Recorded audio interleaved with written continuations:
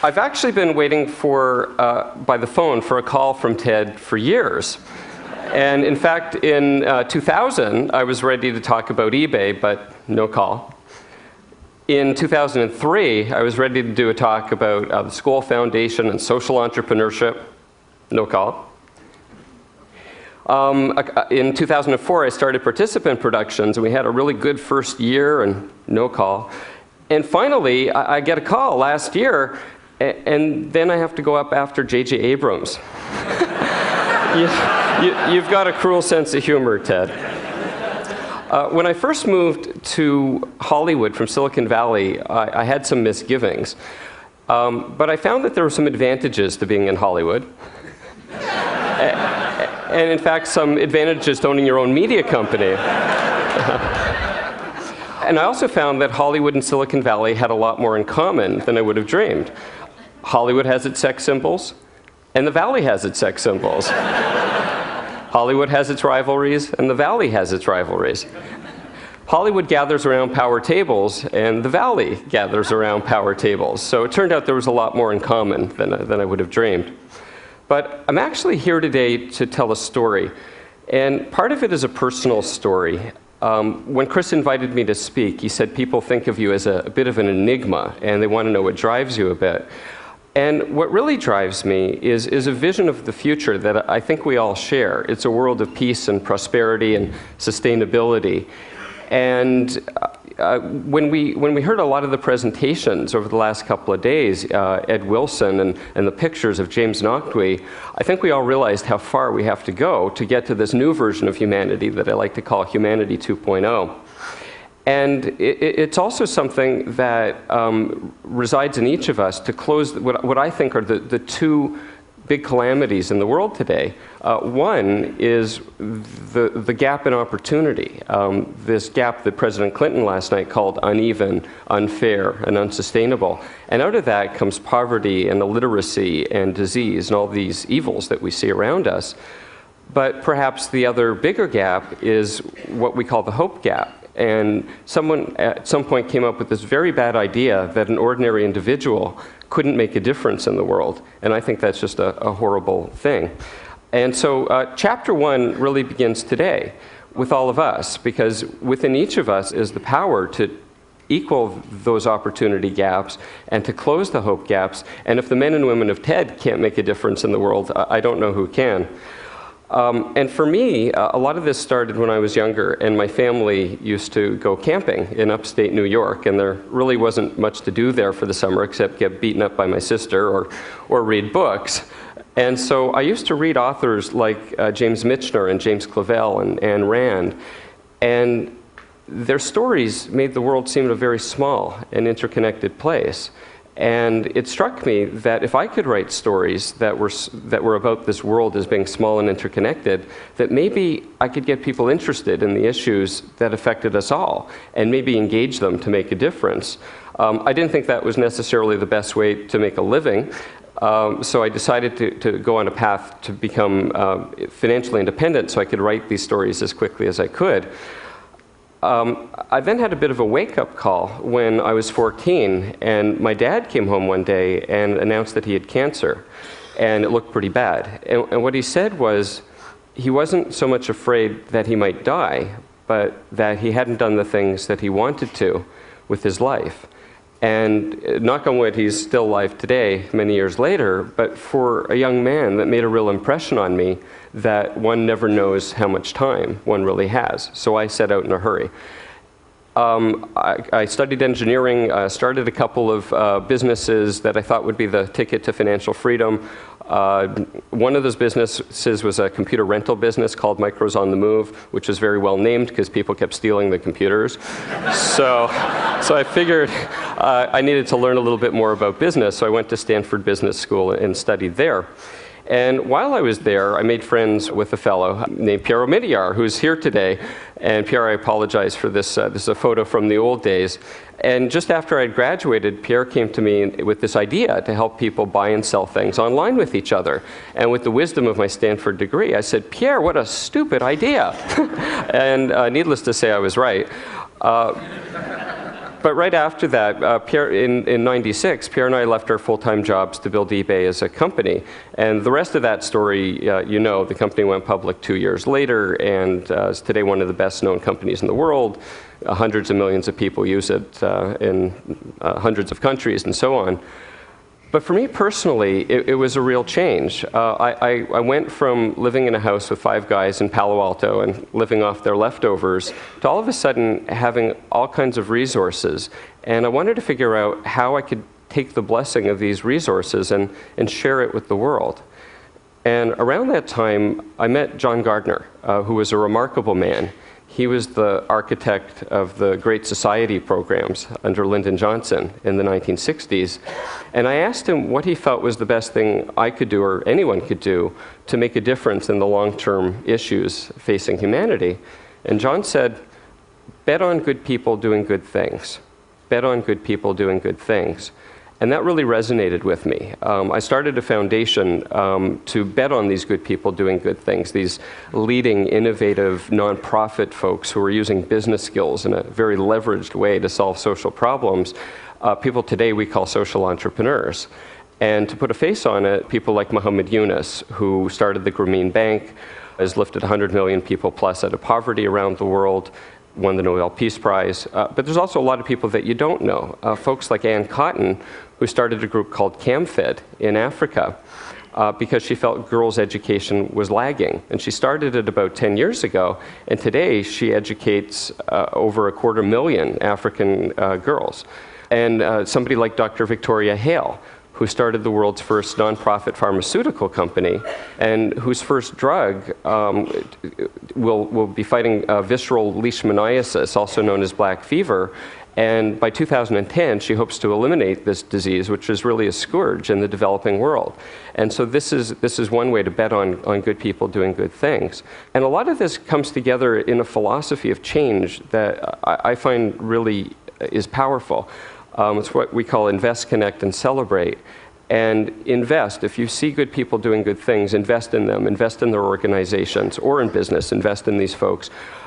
Connecting them together through conferences like a TED brings so many powerful connections, or through the World Forum on Social Entrepreneurship that my foundation does at Oxford every year. And celebrate them, tell the stories, because not only are there good people doing good work, but their stories can help close these gaps of hope. And it was this last part of the mission, the celebrate part, that really got me back to thinking when I was a kid and wanted to tell stories to get people involved in the issues that affect us all. And a light bulb went off, which was first that I didn't actually have to do the writing myself. I could find writers. And then the next light bulb was, better than just writing, what about film and TV to get out to people in a big way?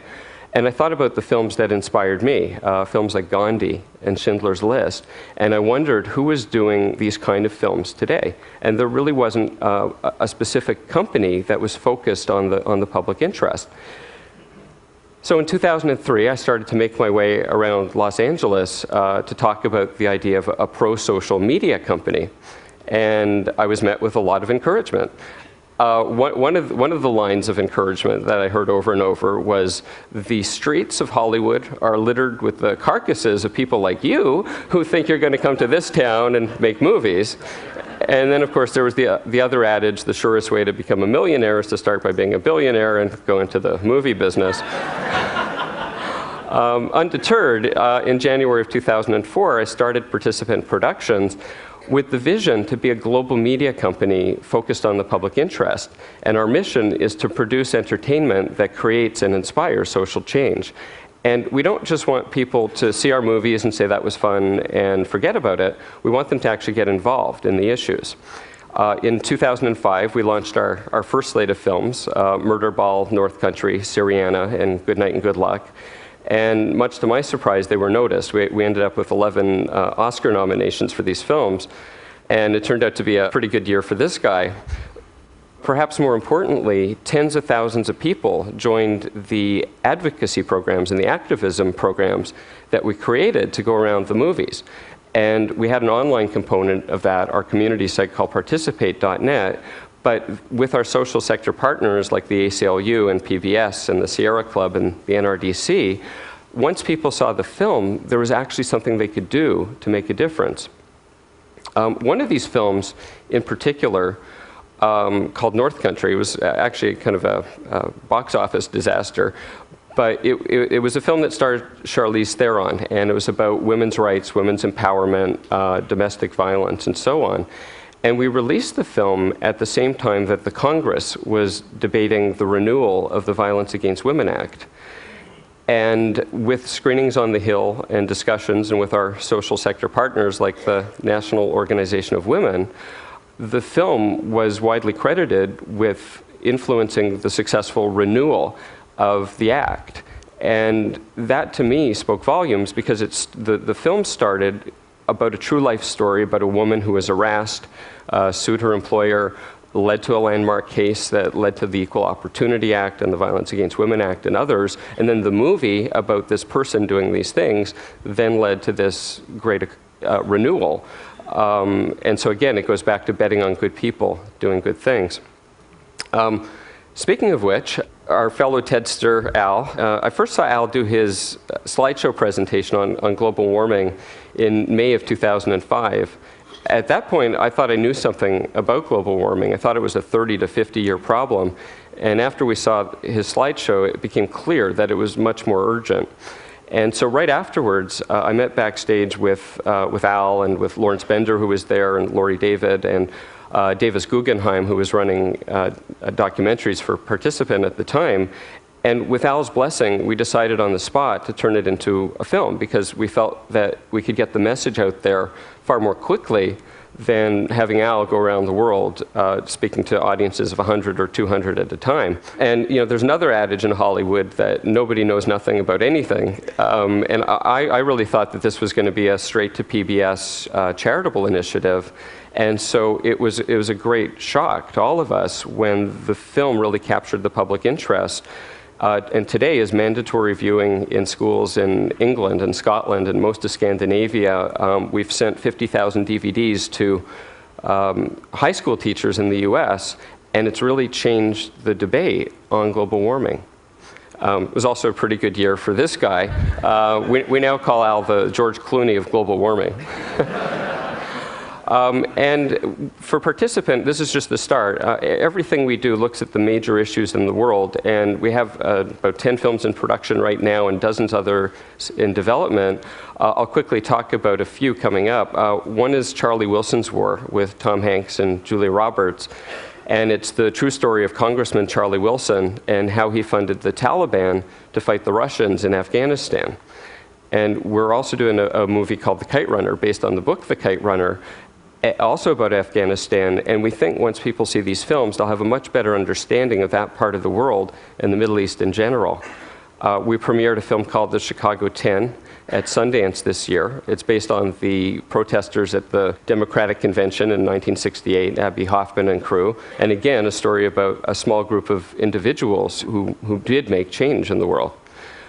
And a documentary that we're doing on Jimmy Carter and his Mideast peace efforts over the years. And in particular, we've been following him on his recent book tour, which, as many of you know, has been very non-controversial, which is really bad for getting people to come see a movie. In closing, I'd like to say that everybody has the opportunity to make change in their own way. And all the people in this room have done so through their business lives or their philanthropic work or their other interests. And one thing that I've learned is that there's never one right way to make change. One can do it as a tech person or as a finance person or a nonprofit person or as an entertainment person. But every one of us is all of those things and more. And I believe if we do these things, we can close the opportunity gaps, we can close the hope gaps. And I can imagine if we do this, the headlines in 10 years might read something like these. New AIDS cases in Africa fall to zero. US imports its last barrel of oil. Israelis and Palestinians celebrate 10 years of peaceful coexistence. And I like this one, snows return to Kilimanjaro. And finally, an eBay listing for one well-traveled slideshow, now obsolete, a museum piece. Please contact Al Gore. And I believe that working together, we can make all of these things happen. And I want to thank you all for having me here today. It's been a real honor. Thank you. Thanks. Oh, thank you.